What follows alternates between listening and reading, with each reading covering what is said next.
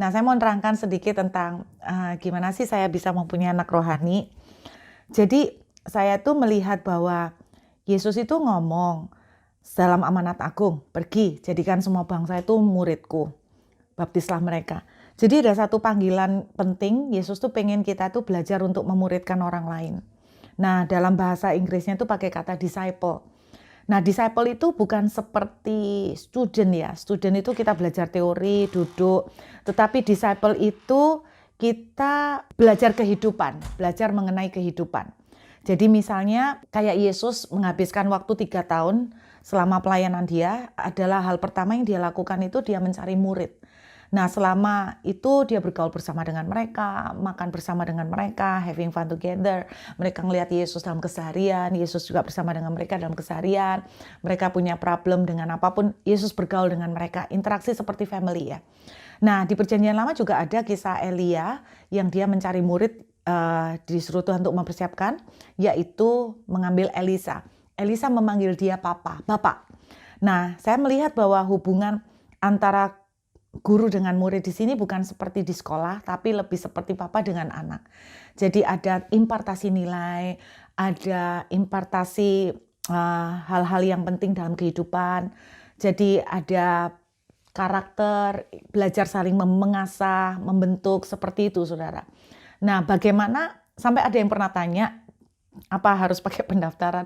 Enggak saudara ya, jadi gimana ya saya mendapatkan 20 murid itu gini, kayak Elia itu dapat ya. Elia itu dapat mengenai Elisa. Jadi Elia tuh ngomong, ikut aku gitu kan. Nah, Elisanya oke gitu kan. Nah, ada cerita lain, satu kali Yesus menyembuhkan orang sakit, lalu orang sakit itu mengikuti Yesus. Yesus itu bilang begini, enggak, kamu kembalilah kepada keluargamu. Pulanglah.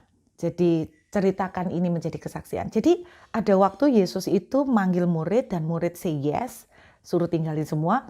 Tapi ada waktu di mana ada orang willing to come, mau datang ke Yesus, tapi Yesus bilang enggak, kamu pulang. Yang saya tangkap di sini, yang selama ini terjadi dengan saya dengan anak-anak rohani adalah seperti itu. Bagaimana proses saya menemukan mereka. Jadi saya merasa mendapatkan sesuatu, mereka juga merasa mendapatkan sesuatu. Nah, kitab Amos berkata begini, dapatkah 2 orang berjalan bersama-sama kalau kita tidak sepakat? Jadi itu saudara, tapi menurut saya memang kita perlu punya mentor. Tidak peduli saudara itu sudah jadi leader sekalipun, saudara ada di posisi atas, saudara perlu punya mentor. Karena kalau kita tidak punya mentor, kita itu bahaya banget. Apalagi saudara, kalau kita ini, misalnya kayak saya sering bergerak di karunia profetik ya, kalau nggak punya mentor, bisa bahaya, bisa ke arah penyesatan. Nah, mentor itu yang bisa melihat saya, yang bisa menegur saya, ngasih masukan buat saya. Nah, saya kasih contoh orang dunia aja ya, misalnya Tiger Woods, itu pemain golf internasional yang udah top. Itu masih punya mentor yang sebetulnya kalah hebat dengan Tiger Woods. Nah, ketika dia ditanya, diwawancara, kenapa dia masih punya mentor? Tiger Woods menjawab dengan bijak, dia bilang begini, karena saya tuh masih punya kelemahan, kekurangan-kekurangan yang tidak bisa saya lihat sendiri. Dan saya memerlukan orang lain untuk memayungi dan untuk melihat kekurangan itu. Jadi, saran saya buat teman-teman yang masih belum punya mentor, berdoa. Minta Tuhan untuk pertemukan, tunjukkan, dan kalau dua pihak memang oke, kalian berjalan bersama, sepakat, dimuridkan, itulah yang seperti yang saya alamin dengan 20 anak rohani saya. Mudah-mudahan ini bisa menjawab ya. Tuhan memberkati.